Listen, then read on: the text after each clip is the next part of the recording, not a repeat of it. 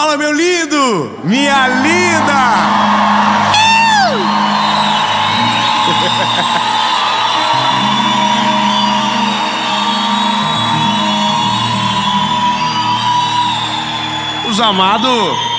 Os amados não cansam. Olha, será quem que foi mais animado? O povo de sexta ou o povo...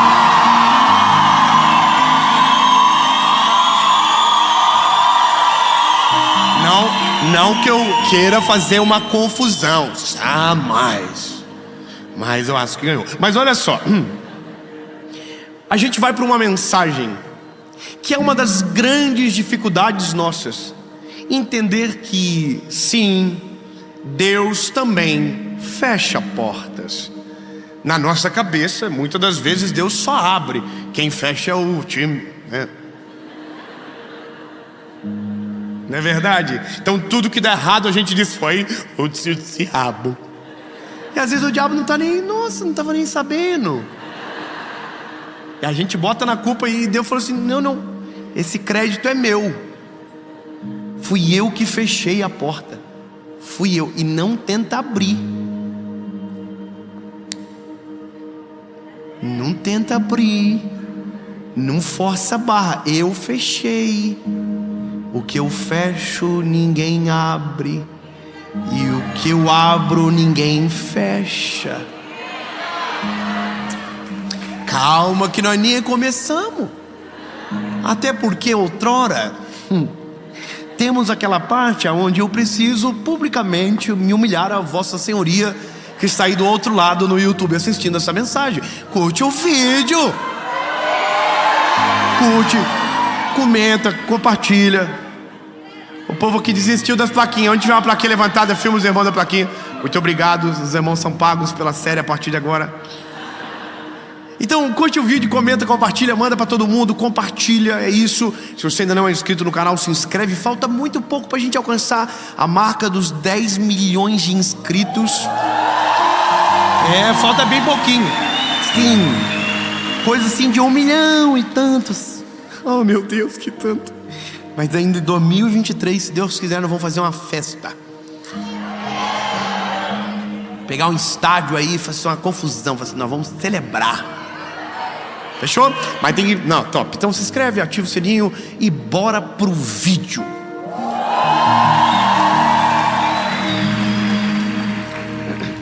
Vocês prometem que vocês vão me ajudar? Manda pros amigos. Se aqueles amigos meio encapetados assim que você tem, manda pra ele e fala assim: assiste uma mensagem, vê se você melhora. Antes de assistir, se inscreve. Depois você até esquece. Amém? Mas faz, manda isso. Pega a Bíblia sua, por gentileza, e abra Apocalipse, capítulo de número 3, versículo de número 7. A gente vai ler uma carta à igreja de Filadélfia, mais precisamente a parte B do versículo. Diz o seguinte: aquele que tem a chave de Davi, que abre e nenhum homem fecha. Aleluia. E aquilo que fecha, nenhum homem abre. Oh, aleluia. Vamos de novo. Aquele que o que abre, nenhum homem fecha. Mas o que ele fecha, nenhum homem abre. Eu vou te contar uma parada que é a gente, né? Nós somos uns filhos dramáticos de Deus. Se pudéssemos, nós desejaríamos que tudo aquilo que a gente escolhesse tivéssemos, que tudo aquilo que nós olhássemos e desejássemos viesse para as nossas mãos.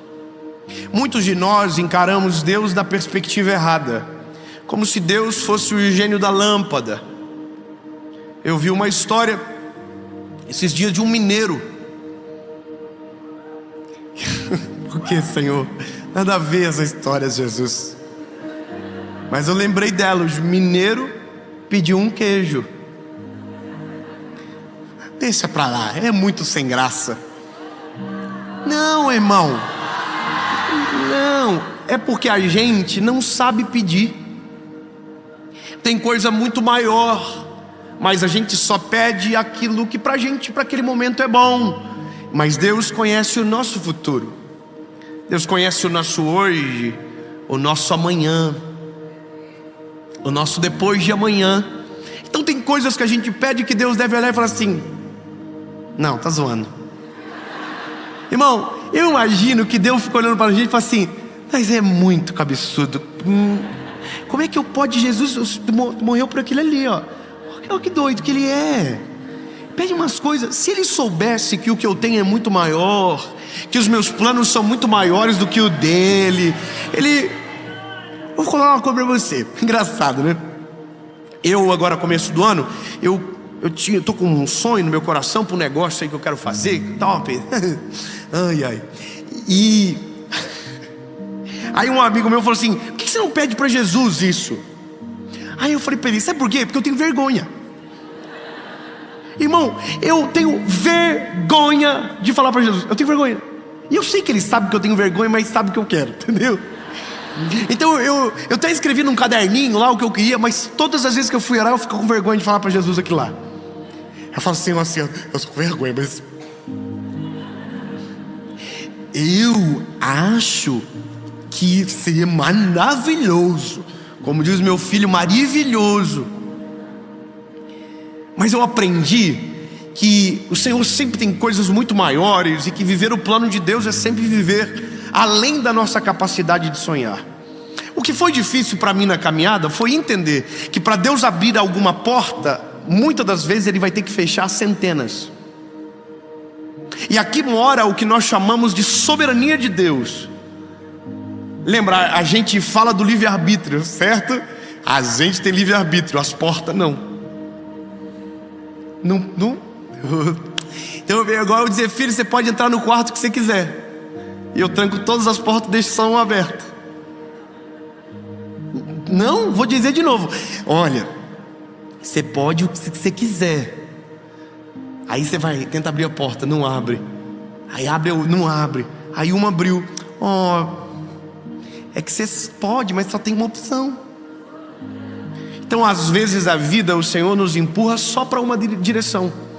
E é tão maravilhoso que isso acontece, porque isso nos tira dos improvisos. Isso nos tira de tentativas que não são necessárias.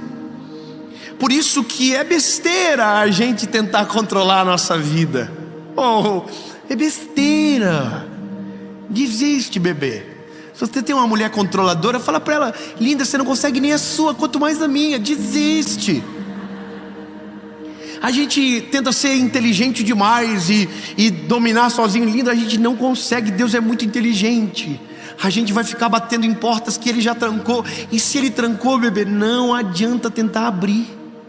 Sabe o que eu entendi no Senhor? Que a cada sim que Deus te dá, antes do sim teve centenas de nãos. Exatamente isso, porque foram os nãos que te levaram para aquele sim. Foram as portas trancadas que te fizeram caminhar até a porta certa. Foram os caminhos fechados que te levaram àquele que é o único caminho. Ou seja, Deus precisa te dizer não para você conseguir chegar no sim dele. Senão você vai viver uma vida inteira de improvisos e nunca a sua vontade completa. A gente precisa que Deus olhe para a gente e diz não. A gente pede de novo e diz não. E a gente nunca pede direito, até uma hora que diz: essa é a porta, entra por ela. E aí a gente entra e descobre uma coisa: que aquilo era exatamente o que Deus tinha para nós.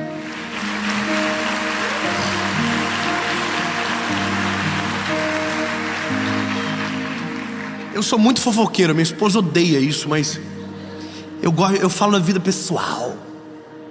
Amanhã é meu aniversário de casamento, amanhã.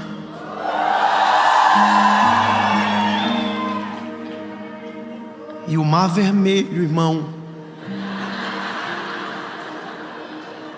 Tá vendo? Eu falo, eu não consigo.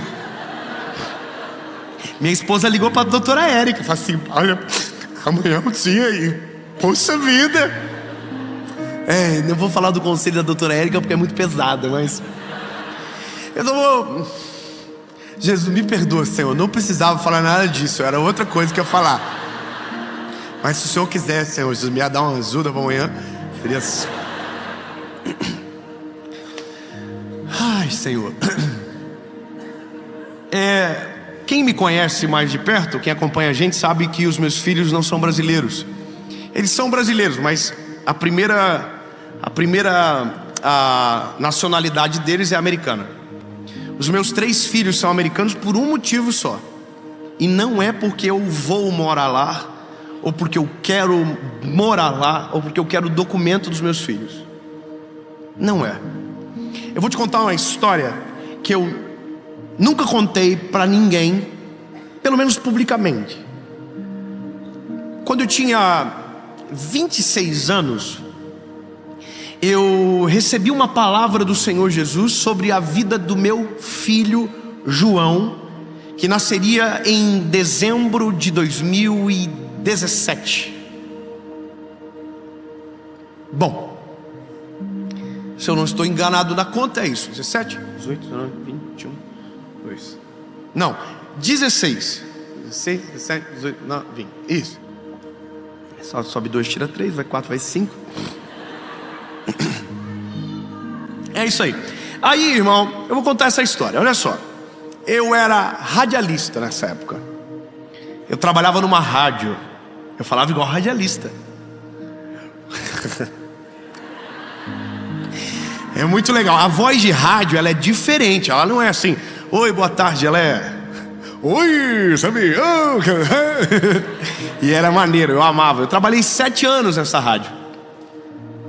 E era o sonho da minha vida trabalhar naquela rádio. Só que um dia Deus usou uma pessoa para falar comigo que o meu maior sonho seria só um hobby, não seria o meu trabalho. Bom, a vida passou e eu, na minha cabeça, estava vivendo exatamente o plano perfeito de Deus para mim, e que seria aquilo para sempre. Eu trabalhava numa rádio e pregava pelo Brasil, em apenas uma igreja, aos sábados, domingos, às vezes sextas-feiras eu tinha que viajar. E trabalhava na rádio. Essa era a minha vida. E aí um dia, eu dentro do carro, refrescando, um dia fui pregar numa igreja pequena dos Estados Unidos, de um amigo, que virou um amigo meu, a Paula grávida, nós naquela casa. Ele olhou para nós e falou: por que vocês não trazem o João para nascer aqui, nos Estados Unidos? Porque eu havia falado de um desejo no meu coração, de um dia do meu filho fazer um seminário em uma escola teológica americana, que eu tenho muita admiração. E ele me falou aquilo e eu não tinha um pinto para dar água, irmão. Como que eu levo meu filho para nascer nos Estados Unidos? Eu não tinha dinheiro para pagar o parto no Brasil. Imagina pagar lá. Aí eu me lembro que eu falei não, minha esposa disse não, e voltamos para o Brasil. Quando foi por volta do mês de outubro, eu estava dentro do meu carro dirigindo, eu e minha esposa, e uma voz no meu espírito, no meu coração, disse de maneira muito clara: o João irá nascer nos Estados Unidos. Eu comecei a chorar com aquela voz muito forte no meu espírito. Disse para Paula: amor, eu estou sentindo, eu acho que o João vai nascer lá. O que você acha? Ela falou: loucura, a gente não tem condição. Eu falei: mas lembra do pastor que disse para nós que nos receberia e nos ajudaria para que o nosso filho nascesse lá? Aí ela falou: bom, uma coisa é convidar, outra coisa é receber, né? Não é verdade? Que a gente fala assim para todo mundo: vai lá em casa tomar um café. Mas tem gente que diz: não, tô brincando, não precisa. A gente faz a política da boa vizinhança, mas a gente não quer. Não, fica lá em casa. Dentro ele fala assim: não, brincadeirinha, vai pro hotel que é mais legal. E aí, irmão, tem gente que a gente quer mesmo, mas tem gente que a gente só, nossa, nem faz muita força. E aí eu me lembro que eu dentro do carro falei com a Paula: vamos fazer 3 provas com Deus. A primeira é ligar para esses pastores e sentir na fala deles se o que eles estão pedindo é verdade, se o que eles convidaram é verdade. O segundo é a gente ter a possibilidade de viajar, porque já é outubro. E a terceira é, se puder, os exames necessários, o período estiver perfeito para você ir. 3 provas com o Senhor. Primeiro, ligamos para o pastor por vídeo. Ligamos para o pastor e falamos para ele: olha, pastor, a gente está pensando de levar o João então para nascer aí. O que o senhor acha? Os dois começaram a chorar e falaram que as portas estavam abertas e que eles seriam responsáveis pela gente, que a gente não gastaria nada.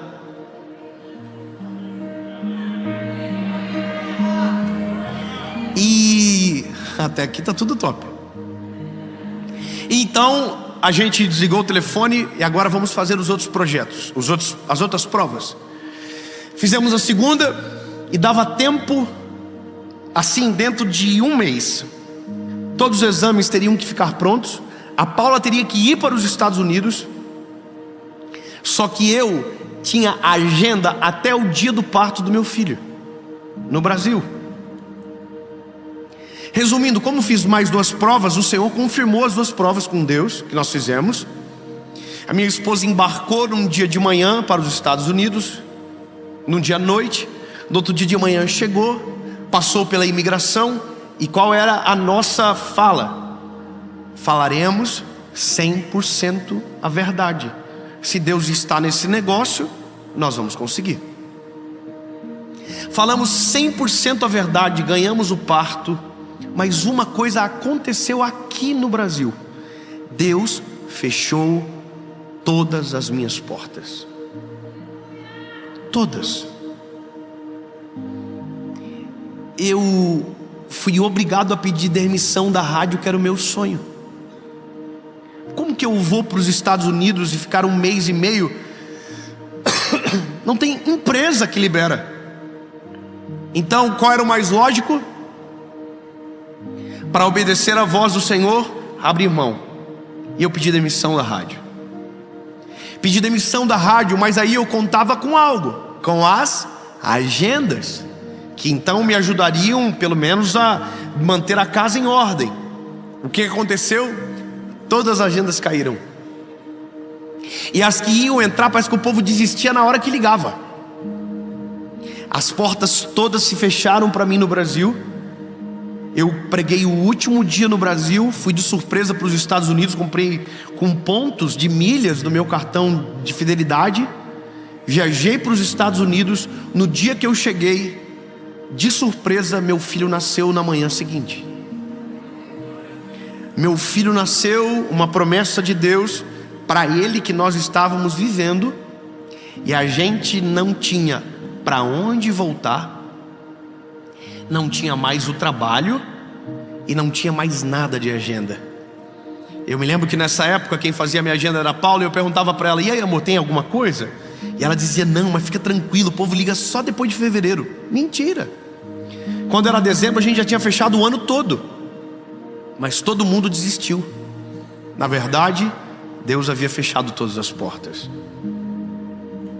E aí, lindo, num belo dia de 2017, no começo do ano de 2017, em janeiro, eu estava na cozinha da casa do pastor que nos recebia, chorando, falando com Jesus, com todas as portas trancadas, dizendo: Jesus, o que eu vou fazer da minha vida? Senhor, eu não sei como vai ser a minha volta. Eu tinha 10 mil reais guardado, 10 mil reais de conta para pagar. Jesus, eu vou pagar as contas e o próximo mês o que eu faço? Jesus, e o meu ministério acabou, eu te obedeci. E nessa oração, Deus me fez ver uma imagem de uma pregação em um vídeo que parecia um clipe de música.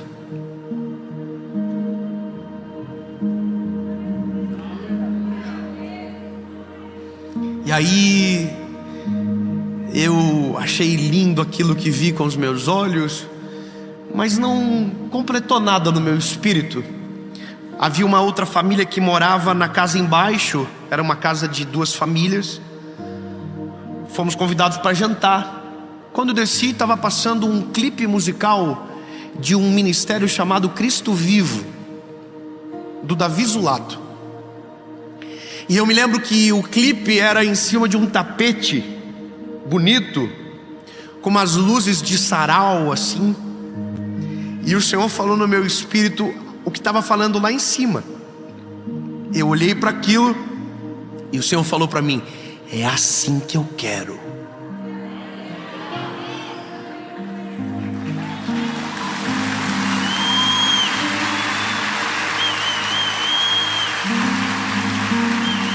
Bom, naquele dia eu reconheci aquele tapete que já tinha visto na casa de alguém muito rico da minha cidade.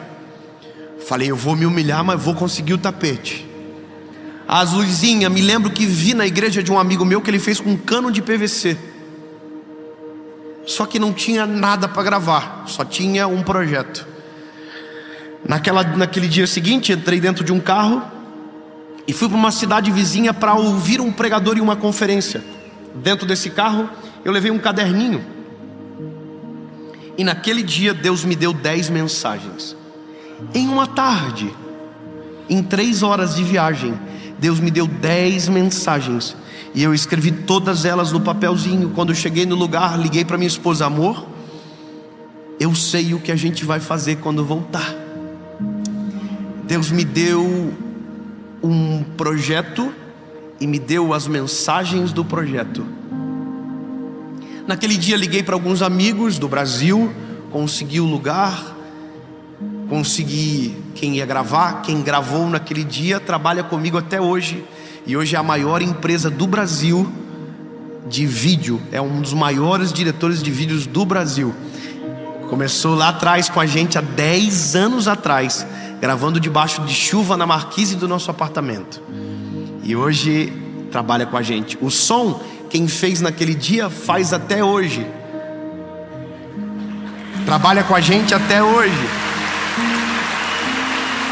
Quem tocou teclado naquele dia, toca até hoje. Ele só não está nessa série porque esse final de semana é a formatura da faculdade dele. Todas as pessoas naquele dia que trabalharam comigo estão até hoje. Sonharam comigo. E eu me lembro que com todas as portas fechadas, só tinha uma porta aberta, um microfone, um banquinho e 30 pessoas para assistir. E eu gravei a primeira mensagem, chamado Decisão. Ai, lindo, você tem que ver o que aconteceu. Um mês depois, a gente tinha mais de 6.000 convites por mês. E a gente já não dava mais conta de atender o que Deus estava fazendo. A minha esposa rompia madrugadas respondendo gente no WhatsApp, a noite toda. Mas tudo começou com várias portas fechadas. Eu tenho uma palavra de Deus para você. Quando todas as portas se fecharem, ao invés de reclamar, comece a procurar a porta que Deus vai abrir. Não reclame das portas que se fecham e comece a ansiar pela porta que o Senhor vai abrir para você. E lembre-se, a porta que Ele fechou, ninguém tem poder para abrir, mas a porta que Ele abrir, ninguém terá o poder para fechar. Nem homem, nem circunstância, nem acaso, nem porvir, nada nem ninguém poderá frustrar os planos de Deus sobre você. A porta que Ele abre, ninguém fecha. Mas antes de uma porta se abrir, saiba, centenas precisarão ser fechadas.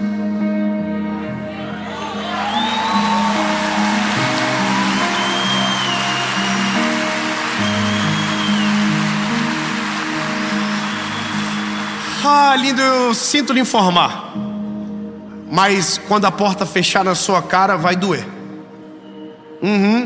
Não é fácil, não é simples, não é mamão com açúcar, não é que top, uau, as portas se fecharam e estamos muito felizes. Eu chorava na presença de Jesus. Mas hoje eu só digo uma coisa: Jesus, muito obrigado, Jesus, que a porta da advocacia se fechou para mim. Muito obrigado, Jesus, que a porta que eu tinha, que era para ser piloto de avião, se fechou. Muito obrigado, Jesus, que a porta da rádio se fechou para mim. Muito obrigado, Jesus, que eu saí com a mãozinha na frente e outra atrás. Muito obrigado, porque quando todas as portas se fecharam, o Senhor abriu a porta que mudou a nossa história para sempre.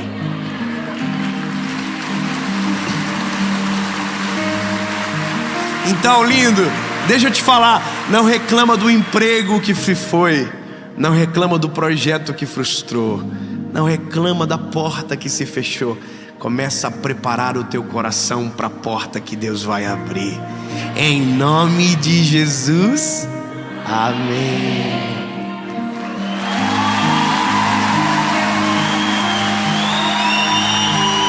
Jesus, Tu és maravilhoso e incomparável.